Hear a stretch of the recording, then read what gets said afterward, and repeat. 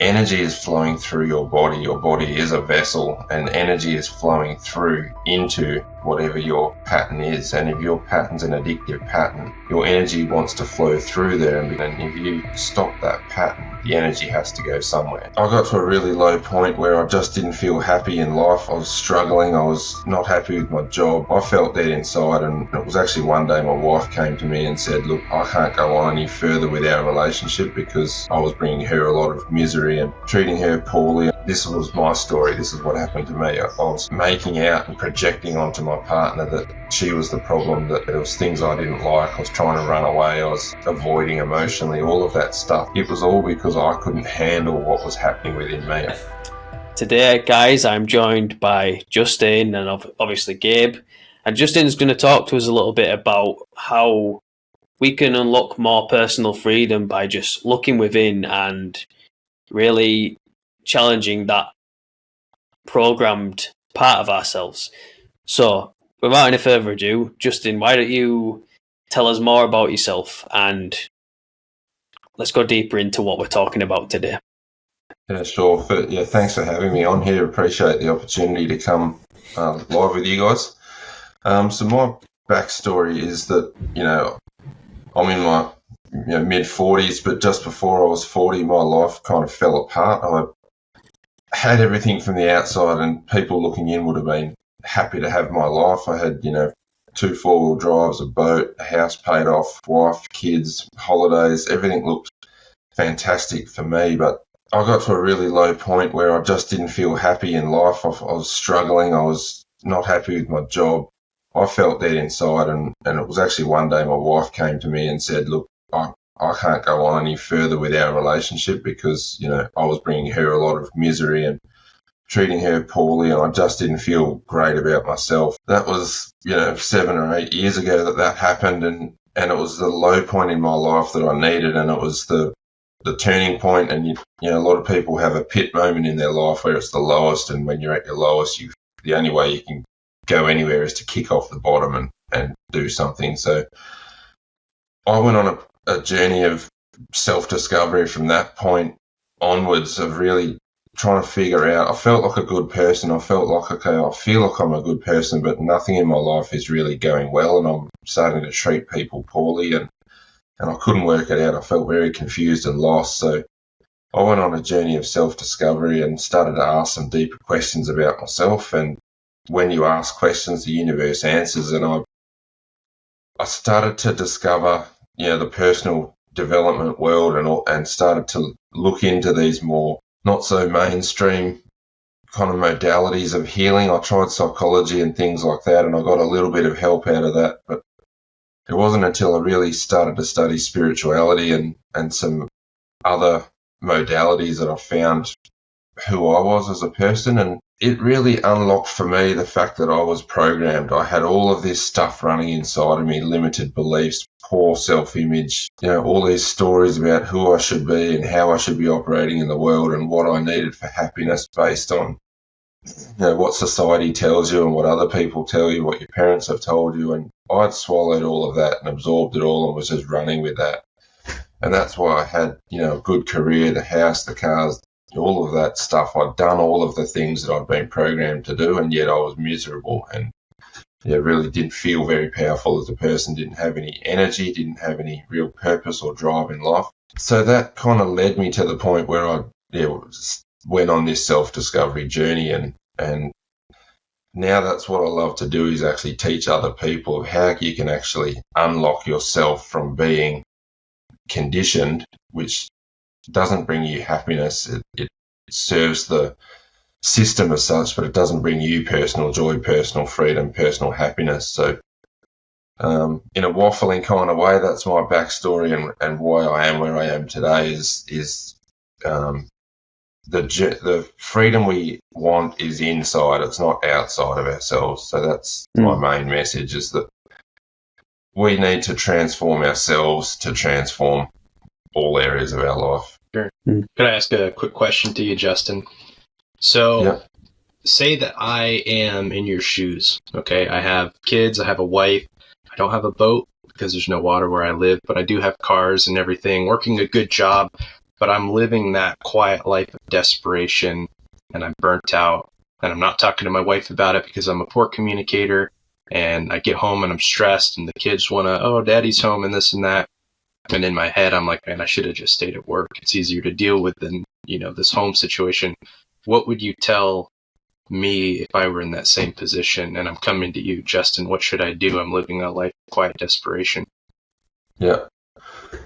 My first step would be is great. I would actually give you acknowledgement for actually stepping up and saying that to start with, that you've actually reached out for help, because that is a massive step, especially for guys, because our ego does get in the way and we feel like a failure. I think part of the programming for guys especially is that we should have it all together. If we're going to lead a family, lead our wife, be a leader in society, whether we're showing up that way or not, we're programmed to feel like we should have our shit together. We should understand that we feel intuitively like I'm a failure if I don't, but the reality is a lot of guys don't feel like they have their stuff together, but they're just faking it, they're just pretending. So actually coming forward and saying, hey, I think I might need some help is a very courageous first step. So firstly, I'll say, well, good on you. Let's have a chat. Let's go deeper on this. And then I would explain to someone and show them the process of how they've actually been programmed, because when you understand how you've been programmed, now you can get rid of some of the shame and guilt and things you feel about it and know, hey, this is just a natural process that everybody goes through. And the function of not knowing what's really going on is that none of us have read the instruction manual for our body. None of us really understand how our mind and our nervous system are conditioned, especially in childhood, and then all through our life, how that actually works. We just operate blindly without actually understanding how our body operates. So the first step would be awareness. So awareness of what's going on. Hey, Gabe, this is what's happened for you. This is what's happened in your life to program you the way you are. And now you're just automatically operating patterns that you've absorbed. And that's why you don't feel like you're empowered or really joyfully doing what you're doing. That would be the first step, is before you can change patterns, before you can go ahead and make, big changes in your life or whatever, you need to understand the foundation of why you're doing what you're doing, what happened, how you set up as a human being. So that would be my first step. What would it look like moving forward? Like we've established, there's some things that people have told me that I've carried through in my life that are weighing me down. I feel like I'm supposed to feel a specific way, but then I get home and I'm not respected at home, and I feel more respected at work, so it's just not worth coming home. What would we do after we've established where some things went awry earlier on in life? Yeah, so my wife and I, we have a coaching program and it's got 5 steps, and the first step is awareness. So without that step, without that process of what I just explained, of this is how you are set up, this is how the programs entered your mind, this is how the programs entered your body. We do that first step, and once you can see that clearly, now you know what you're working with. Now it's like, okay, and this is where I say all personal freedom comes from within, because now you see, okay, I'm a conditioned entity, and it's not until I work with those conditions that I can free myself from myself, basically. So the first step is awareness. The second step is clarity. It's like, okay, if you've become someone who you're not, you've been programmed to be who you are, well, who is it that you really want to be? So the next step is about clarity. So what parent do you want to be? What sort of husband do you want to be? What kind of person or character do you want to show up with? What is it that you want to be without the limitations of those conditions? That's the clarity. We need that clarity, because to do the next steps, the next few steps is where the rubber meets the road, and that's where personal change is difficult. And if you don't know why you're aiming at what you're aiming at, it's very difficult. You're going to get knocked off and settle back to where you were. So awareness is the first step, and then clarity. Okay, why do I even want to go on this journey? And this is where you can start to feel empowered that, okay, if I am conditioned, what does it look like for me beyond the conditionings? And this is where you have to give yourself some freedom to think bigger than where you are. It's, okay, what do I want? Not from what society has told me, not from what I've seen in the movies, not from, what mum and dad told me, whatever it is. What is it that I want? And this takes a bit of reconnection with ourselves, because a lot of us are so disconnected from who we really are and what we really want that we find it difficult to even kind of imagine what it is that we would want outside of our conditioning. So none of this is a quick process. We have a program where we take people through a journey, and it takes time. So there's no quick fix to this. You have to reprogram yourself. So sure. So the first step's awareness. Second step's clarity. Get clarity around what it is that you want and where you're going, why you're going on this journey. Mm-hmm. And the third step is healing, and that's where we need to clear out a lot of the limitations, the internal limited beliefs, stories we tell ourselves about our self-worth, about, that we're not good enough, that we're not valuable, that we're not worthy, all of that stuff we all have as human beings. We all have those stories within us. But again, when you have the awareness and you see how you are programmed, you see where those stories come from. And there is a process. There's, some techniques that we use, which are, like hypnotic techniques that get you into your subconscious mind, which is where these patterns are stored. And so that's a healing work. We need to do some inner healing to remove some of that and actually acknowledge some of the pain and anger and frustration we feel internally, which a lot of the time comes from our childhood. So that's a healing phase of the journey where we need to heal, and that can be painful to look at that and be honest with how we're actually feeling internally.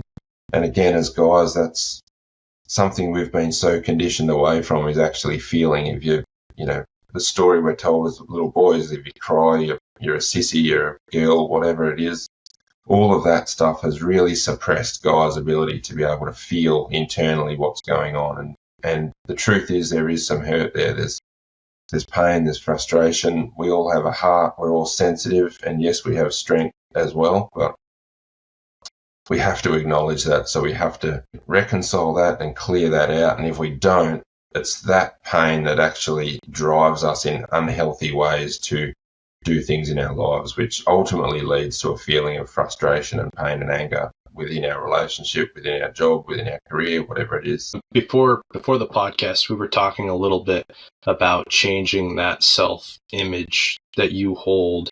And without giving away too much of your course material, and without me feeling like I need to go to a hypnosis place to start that healing process, could you give me like one or two examples of something else that the viewer who's watching could do who has that poor self-image of what's going on? Yeah, sure. Again, I would say the first step would be awareness, because when you understand how you're programmed, you'll then see where your self-image has come from, and then the knowledge of that will automatically start to shift the shame and guilt that you have about who you are, and you'll start to have more self-love and compassion for yourself. So there's plenty of stuff people can look up on YouTube, and that's where I started too before I, invested in my own healing through, I've had plenty of coaches and whatever myself, but before that I was, in my, room or on my own, scared, looking at YouTube videos and trying to understand as well where I've come from. So people can start to look up, some good things, some really good things to look up is attachment styles, and also inner child healing. There's lots of inner child healing stuff on YouTube.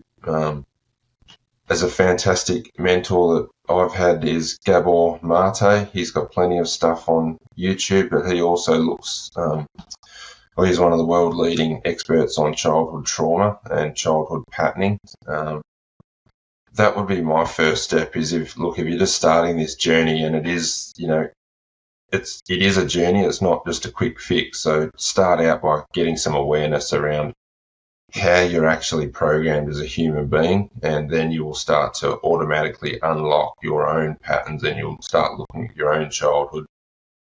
You'll start looking at your own history and realize, okay, this self-belief that I have has come from somewhere. It didn't come from within me initially. It's come from experiences in my past that I've not related well to. So when you understand that, you'll start to realise where it's come from. And that automatically will start to bring in self-compassion. I think a lot of confidence and ability to know yourself and love yourself and have that confidence comes from self-compassion, knowing that you are a good person, that ultimately you are worthy as a person. And I'll throw in real quick, if you don't care, what I was sharing with Josh before the podcast was something that helped me kind of get a paradigm shift, was thinking of it in terms of you're a boss, okay?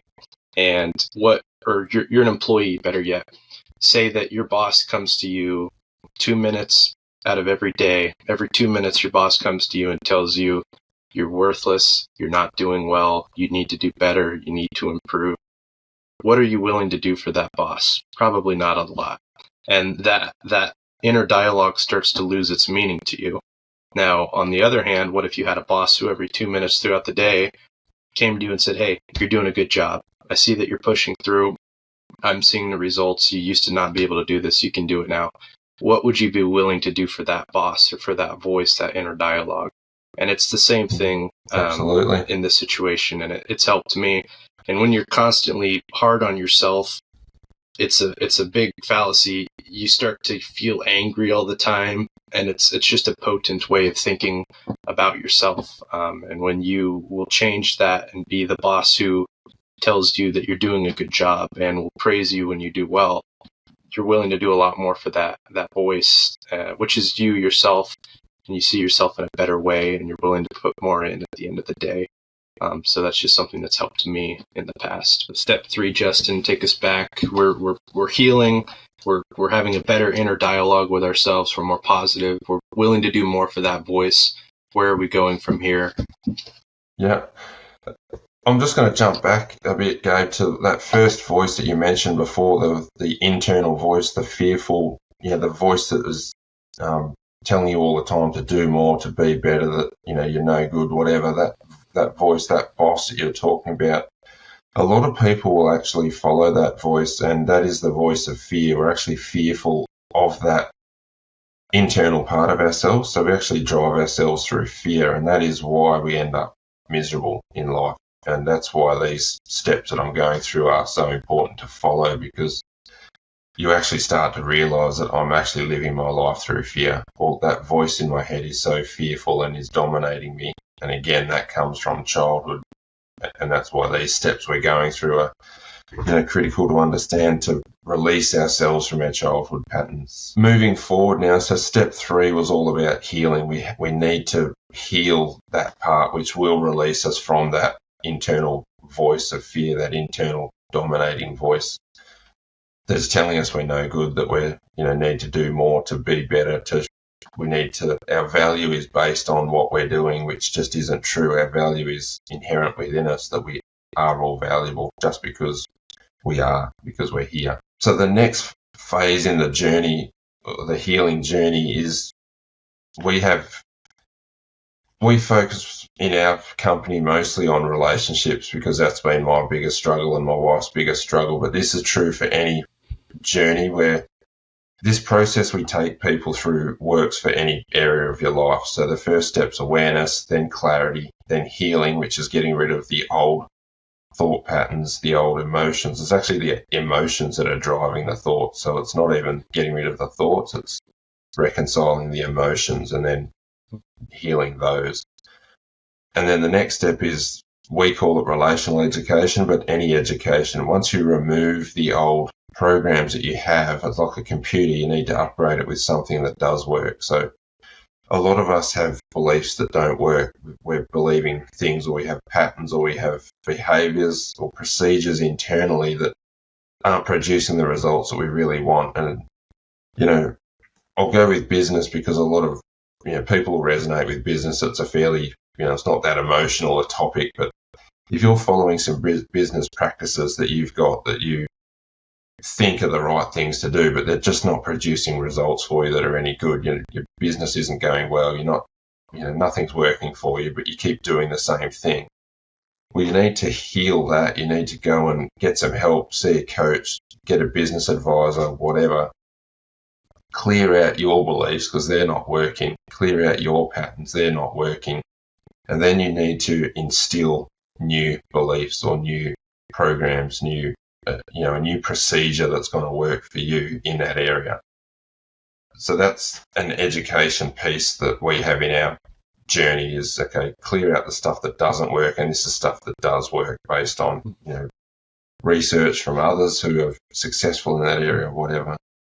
And that's a really, enlightening or empowering phase of the journey too, because now you can start to see, okay, I have the ability. Once you've been on that journey a little while, you can start to see that, okay, I can shift out these old things, replace them with new things, and get different results. And that's going to start to build your momentum in this journey is, I can actually change anything I want about myself. I can start to become anyone I want to be. I can do anything I want to do. I've still got to do the work to do that or get there, but I have the power to do that. I don't have to stay stuck with where I am. And I like two things, if I can interject. Two things that you've said have already resonated with me. One, that internal dialogue, that is your emotions, that hard voice that you have with yourself. It's anger and it's fear. It's fear of what others think about you, and then it's anger with yourself for not being what you think you should be. But again, it's a farce because, well, when have I arrived? When can I start being kind to myself? In a month, in a year? When does that change? It'll never change until you reconcile those emotions. And then the second thing you said that resonate with me, and we're starting to get into the therapeutic approach of breaking addictions, because you're saying you clear it out, but you don't just clear it out, you replace it with something. And that in life would be triggers that you have for your addictions, where you would be cognizant of things that happen which make you want to go back to that habit that you had. So it's important, like you said, to replace it with something else. And that's huge. That's where people fail. They fail on that first step. They clear it out, but they don't replace it with anything. So then they just go right back to it eventually. So I like where you're taking this, and I just see it coexisting with breaking habits in general, whether it be smoking, drinking, whatever. But continue with what you were saying. I like hearing those things from you. Yeah, and just going a little bit deeper there, Gabe, that energy, like it's our emotion that drives us, because emotion is energy. It's your life force energy. And this is, where we start to go down the spiritual route a little bit, is that energy is flowing through your body. Your body is a vessel, and energy is flowing through into whatever your pattern is. And if your pattern's an addictive pattern, your energy wants to flow through there, and because of a habit and a experience that happened in the past or whatever set up the pattern, the energy wants to flow into that pattern. And if you stop that pattern, the energy has to go somewhere. And that's where you want to change it from going from an unhealthy pattern into a pattern that you want it to go into, that you choose for it to go into. And that's why you have to replace it with something and go, I'm redirecting my energy into this thing, whatever that is, whatever the new habit is, whatever the new procedure is for you. So yeah, that's why we need to replace it with something, because the energy, if we don't choose consciously for it to go somewhere, its resting point will be back with the old habit, just out of It's funny you say consciously decide. I don't know a whole lot about neurology. I've taken various college courses on addictions and such, but it's interesting that you say that, because from what a limited time I paid attention in class, you have the caverns in your brain that are carved out, and then they become habits. Like your brain's doing all kinds of stuff. So you have these caverns, and it wants to use these caverns for your dopamine and this and that. But unless you're willing to stop using that cavern for that purpose and replacing it with dopamine from something else, you're never going to break free of it. So you're using the word energy and stuff, but even on a level of how your brain functions, it's the same thing as what you're saying. So it's cool how you can arrive to the same conclusions looking at it through different avenues, whether it be actual brain cognitive working or just knowing what your body needs to be doing and what your mind needs to do to get away from these things that you're habit forming. Absolutely, yeah. And I think we need all of these different angles to look at things because everyone resonates with something differently. And, yeah, I think it's great. I actually like what you said about how emotions are energy. Something that I'm realizing a lot now, especially with the kind of content I'm putting out in the group, is that people connect with emotions. And so if I put something out there that's very painful, like maybe I'm opening up about my own experience, or I'm saying something that a lot of men relate to, maybe it's a breakup, for example, you'll get so much more engagement just because you do that, because it's something that people actually feel, that people feel what you're putting out, and that makes them want to engage, it makes them want to comment, it makes them want to like, because there is something powerful there that makes people want to connect. And I just think it's really interesting that how much power emotions really carry. Yeah, absolutely. And the emotions run through our heart, and that energy we feel, and we all want to feel that. And that emotion is the juice of life. And sometimes that feels horrible, sometimes it feels fantastic. But either way, that energy is the juice of life. That is the energy that gives, illumination to your body in whatever form that is. So at a really deep level, the healing work and all the work that we need to do is to get below the mind, because below the mind is the energy, is the emotion, and our thoughts. A lot of the time our thoughts are trying to protect us from feeling the emotion, and that's probably a good segue for the last step of our journey, which is integration, because all of the stuff that I've told you now, the first 4 steps, you can have the awareness, you can have the clarity, you can do some healing to get rid of the old energy and emotions and whatever, and then have new education.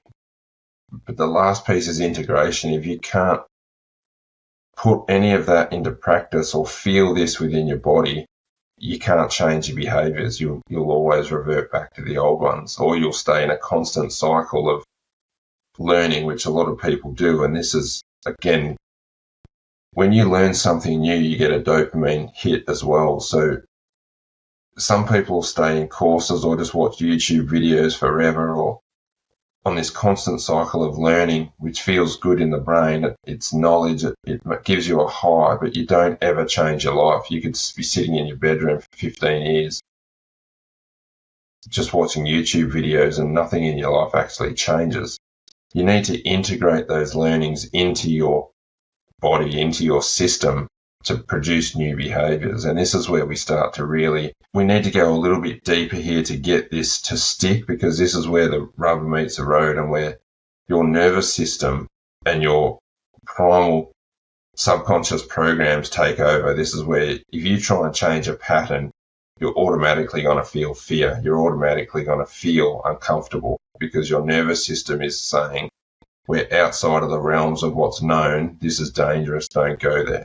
So you're up against the wall already. You've got to have that knowledge and courage and whatever to be willing to say, okay, I know this is going to be uncomfortable. To go live and put yourself out there on a YouTube video, or to start a business, or to have a conversation with someone, or to run when you haven't run for 20 years, or whatever it is for you, it's going to feel uncomfortable. And this is where we need to learn how to integrate properly our knowledge and our learnings into our body, so that we can actually change and produce different results within us. And this is where we, work with people to really explain this mechanism within us that tries to hold us back, the fear response within the body that tries to hold us. Our body's just trying to keep us safe, and that safety is based on our past experiences, what we've experienced in the past. That's why we have to go all the way back to childhood, and it's not like we need to relive every trauma or everything we've been through, but we need to understand why our body has been programmed the way it has. What's the automatic functioning of our body and our biology that's there to keep us safe? Because when we understand that, now we can use our real power, our spirituality, our consciousness, whatever you want to call it, whatever resonates for you, your soul, the power that is you, to overcome and evolve yourself past that automatic evolution of where your body is. It becomes a journey of self-evolution, really. That's what empowerment is evolving your own body beyond its automatic settling point. Does that make sense? Yeah. Sure, yeah. Body, soul, and spirit. Yeah. You know, there's something really interesting that I remember learning about, and so, you know, the body, and, you know, it processes physical pain the same way it does as emotional pain, and I think this is a huge reason for why we develop this programming, because, you know, like you said, we're trying to protect ourselves, we're trying to, you know, stay safe, and, you know, it's this that, which is why we don't want to leave the comfort zone and we don't want to take action, because it's unknown to us and we've never been there before. Yeah. So if we look at energy, always, depending on where you are in your journey, some of this might not resonate with you, and that's okay. We're all at different stages on the journey, and different things resonate with different people at different stages. But at a deep level, everything in the universe is energy. Energy is manifest into different forms that we perceive as real, solid, whole, whatever it is. But it's energy that is manifest into all the different forms, and that includes our thoughts. Thought is a form of energy. So if you can get yourself to a place where you, like you just said, Josh, our body processes pain and emotion the same, it's all just energy passing through our body that we can become aware of. And this is where consciousness, or knowing who you are, and this is why I say freedom comes from within, because if you know who you are as consciousness, as spirit, as a soul, as whatever it is, whatever resonates, but you have the ability to be conscious of the energy flowing through your body and the form that creates, whether that form is an emotion, a feeling, a physical feeling, a thought, however that manifests in your body, you can become aware of that. And if you can become aware of that, you're not that. So you're not your emotion. You're not your thought. You're the one that's aware of that. And when you get to that place where you can say, I can see the emotion and this feels, you know, scary, sad, angry, I'm fearful, whatever it is, happy, joyful, you can just experience that as it passes through your body without getting stuck on it. The problem is that we're so, because we don't know that deep truth of who we are, we automatically get stuck on it and go with that emotion, and that emotion takes us where it goes, and the behaviors that we have habitually get played out. This is why, you know, the journey of healing is bringing yourself back to that pure point of consciousness where you now can see what's flowing through your body, whether it's, you know, emotion, thought, whatever, and you can have the conscious choice to go with it or just experience it and let it go. That's that's kind of the end of the road stuff. That's probably not where most people are, but the journey to get there is where the freedom is, because if you can't get there, the emotions run your life, and the thoughts that you have are trying to protect you from the emotions. Because if you can say energy's flowing through my body and it has this quality, it feels like this, and you can just sit there in peace and still and calm and experience that, it has no power over you. It's somebody says something, it feels weird in your body, comes through as energy, and you go, okay, there it is, and then it goes again. You're left, you remain calm and centered. And what do you want to do about that? Do you want to say something to that person? Do you want to just wish them good day and carry on? You get to choose. You have the choice. But if you can't get there, you're automatically going to feel something in the body that's going to feel disturbing for you. Your thoughts are going to say, we need to protect against that because, you know, in the past, your parents yelled at you or something, so it felt uncomfortable, you felt powerless, whatever it was. And that automatic pattern plays out.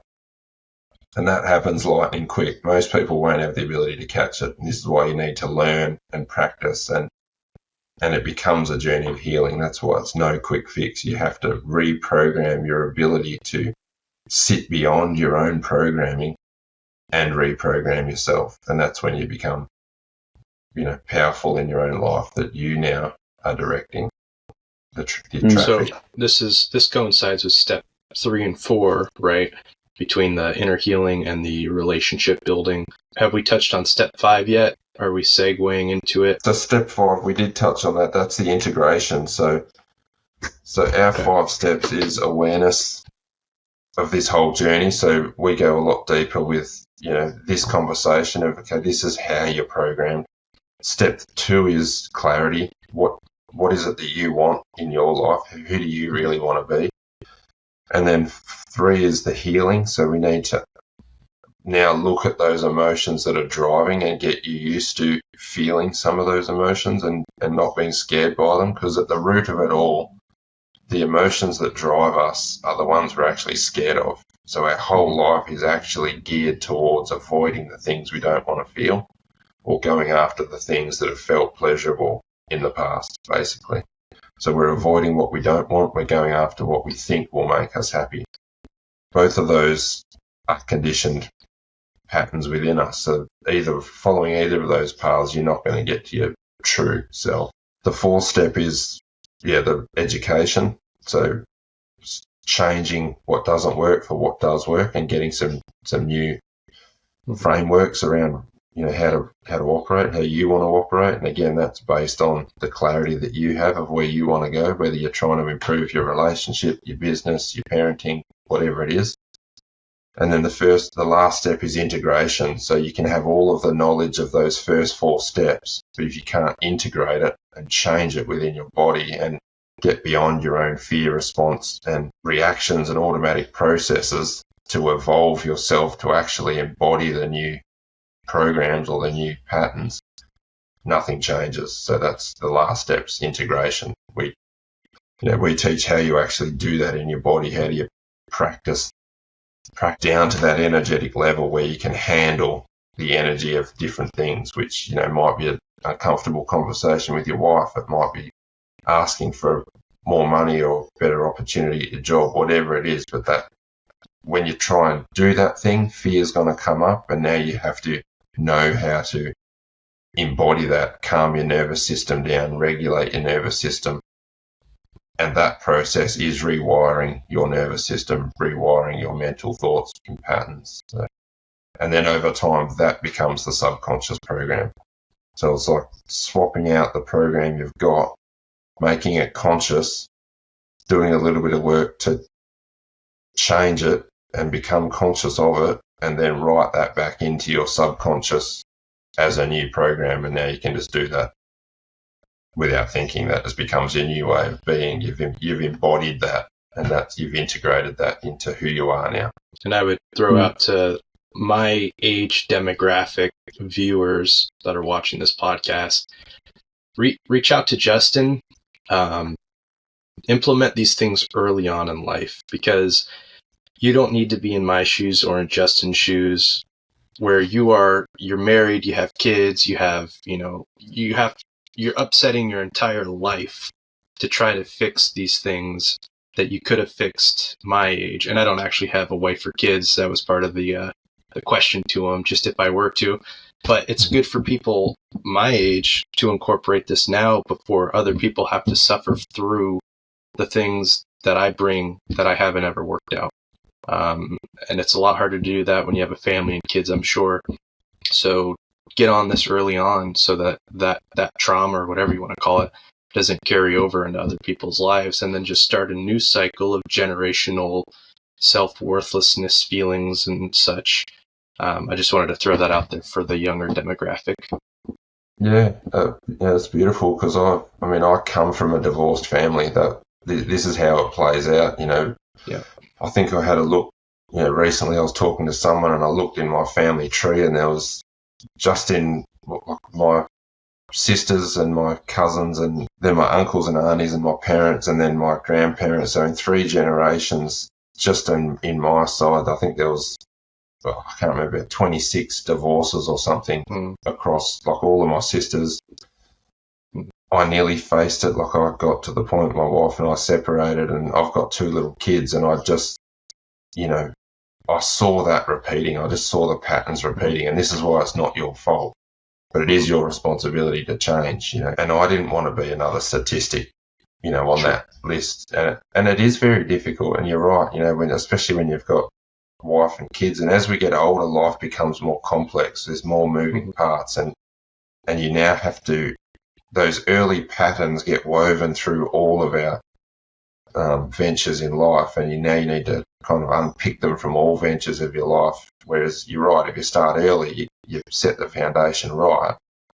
Now you don't carry that trauma through into all the other areas. And something, my wife and I say is that what's not, the patterns that you have within you, what's not transformed is transferred, because you're running those patterns. So if you don't transform them within yourself, you'll just transfer them.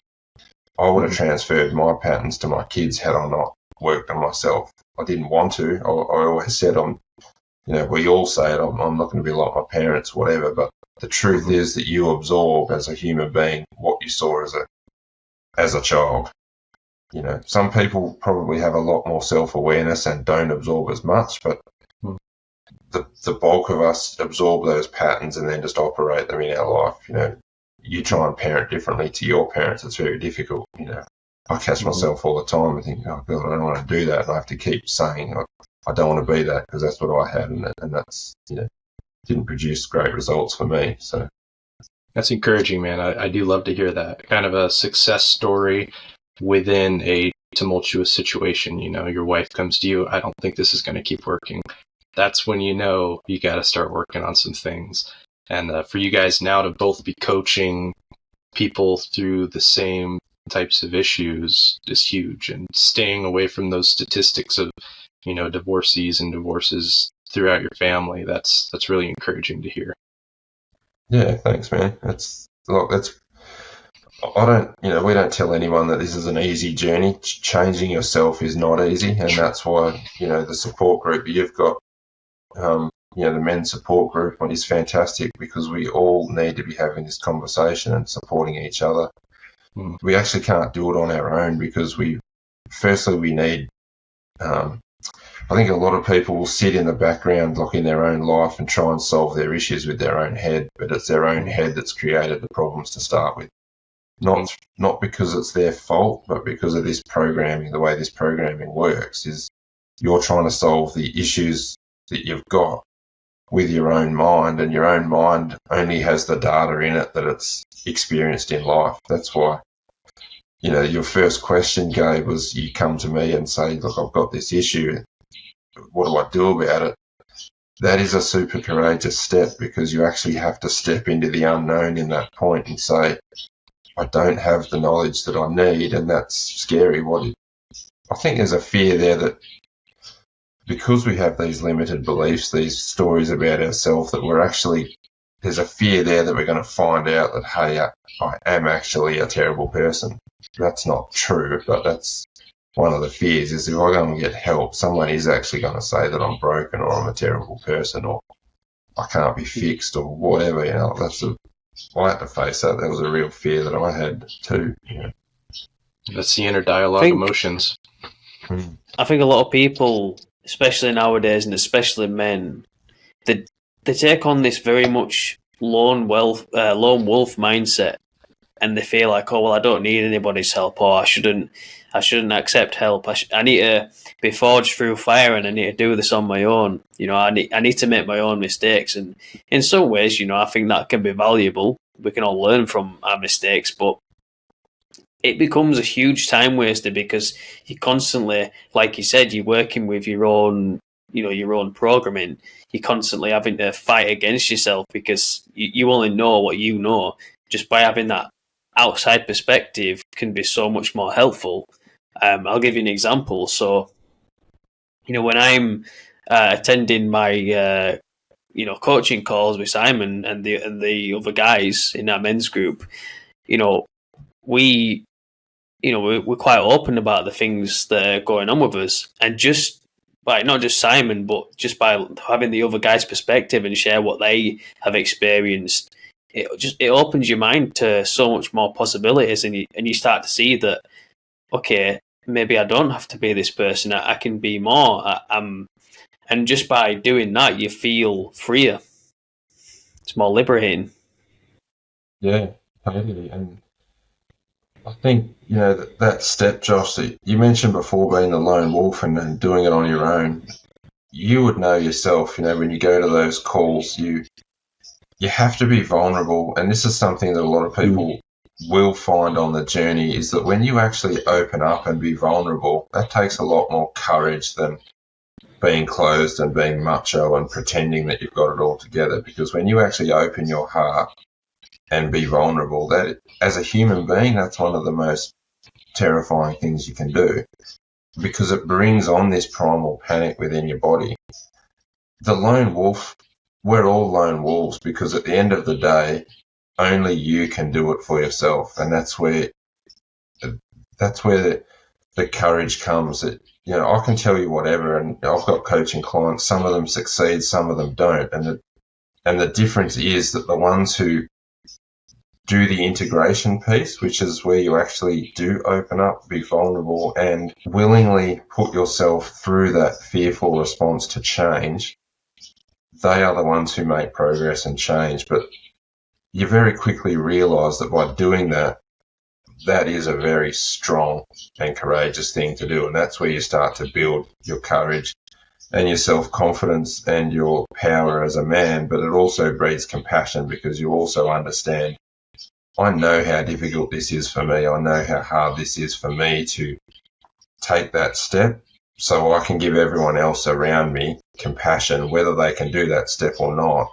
I understand what they're dealing with. I understand internally the resistance that they have. So at the same time, and this is just to intercede real quick, you were saying that by the end of the night, you're the only one in your head who's laying there, right? You're the only one who can change yourself.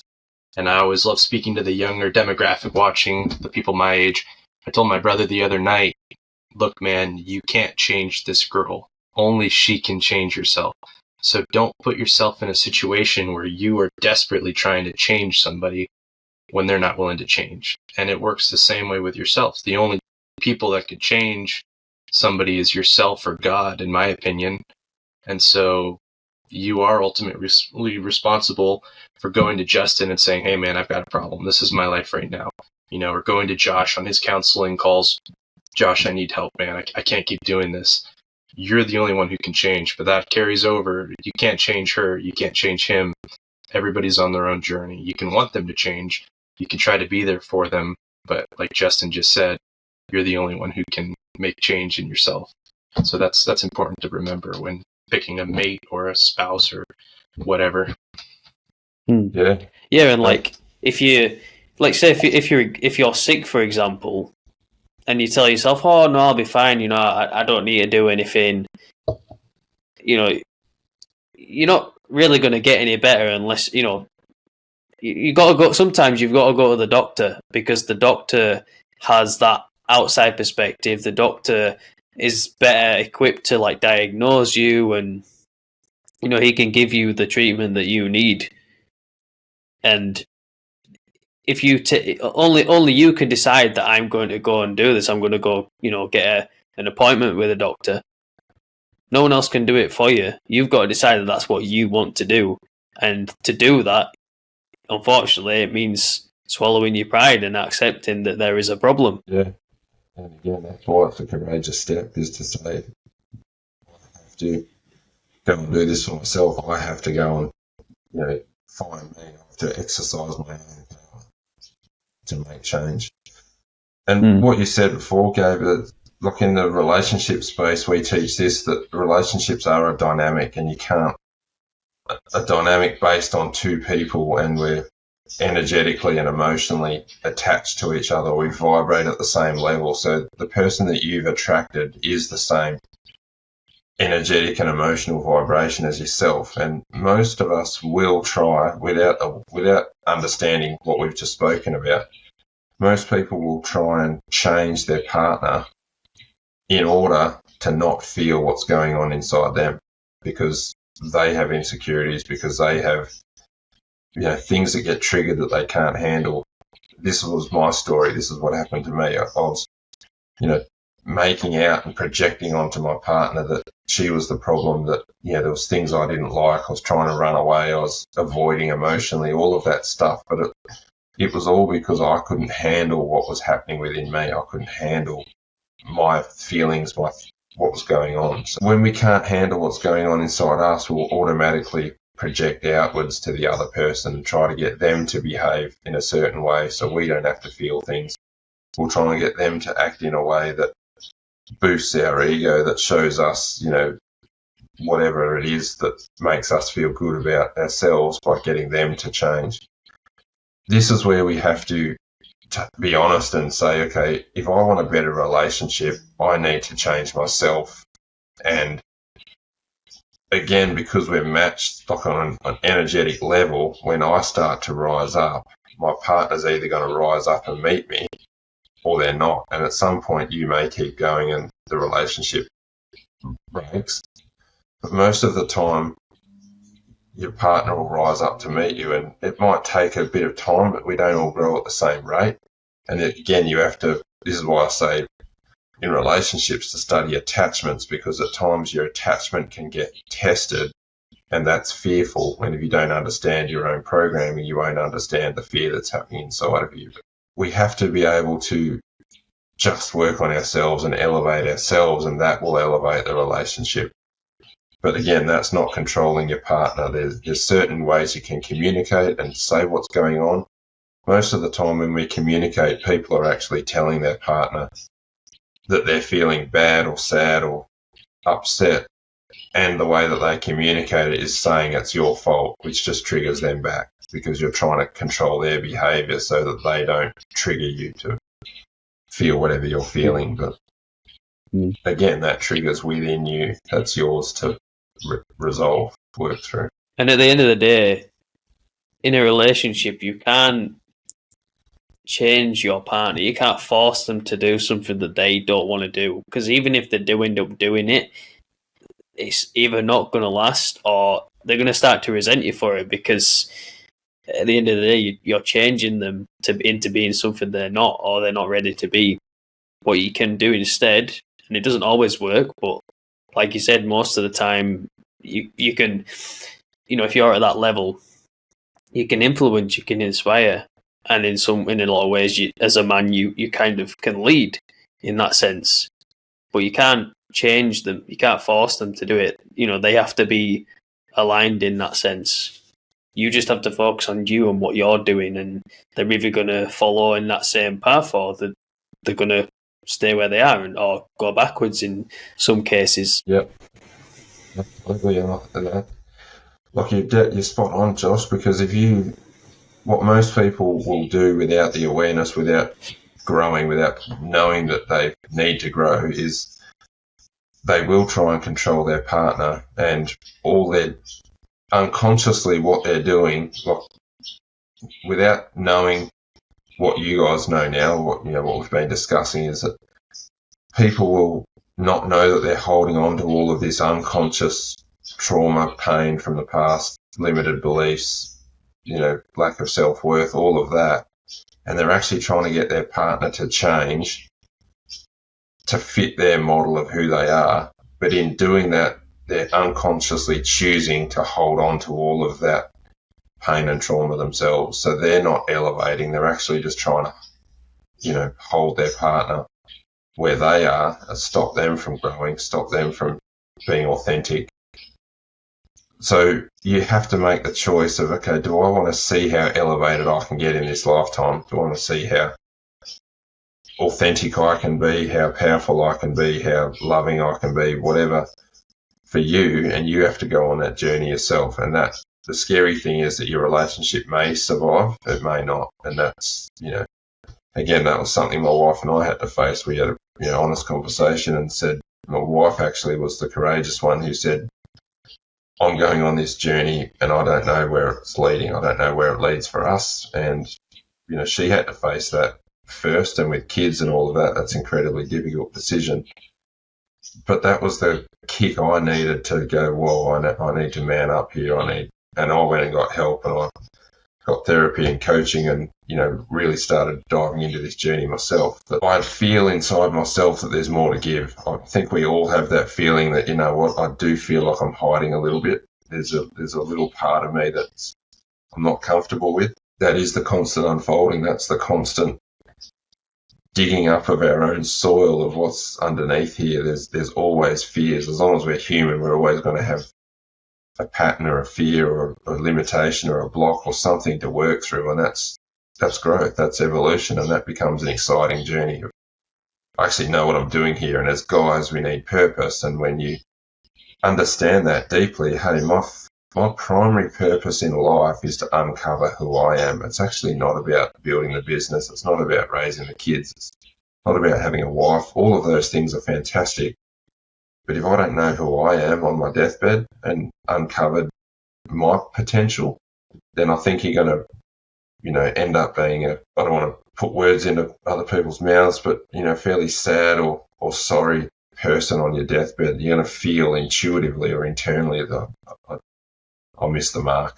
Yes, I built a business. Yes, I've got all this money. Yes, I've did all these things, but I missed the mark. I didn't really get beyond my own fears. I didn't really discover who I was or my own internal capacity. Yeah, and you've got to be able to face that uncomfortable part. There's always going to be emotions that we carry that we don't want to face, but it's only by facing them and taking the actions needed to grow that we actually do move forward and start to feel more free.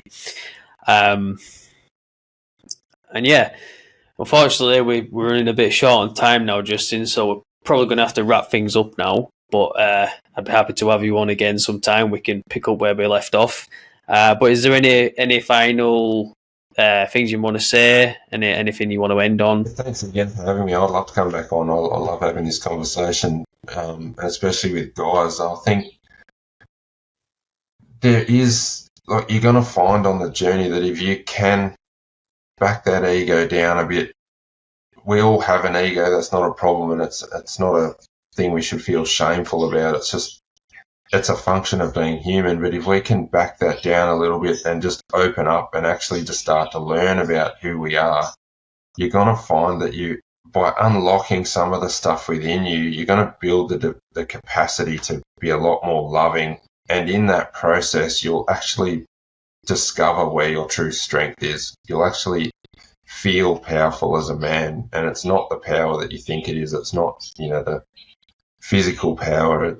There's a power within you that brings joy just by knowing what that power is. And that's my message, is to take that courageous step and just start to look inwards and start to discover who you really are. And if that means getting help, get help, because it's a process. We need to learn. We need to learn the journey we're on. Most of us don't know the journey we're on. You need to learn what that journey is, and then you will naturally find the path, the people, the teachers, the resources, whatever it is that resonates for you, you will naturally find that.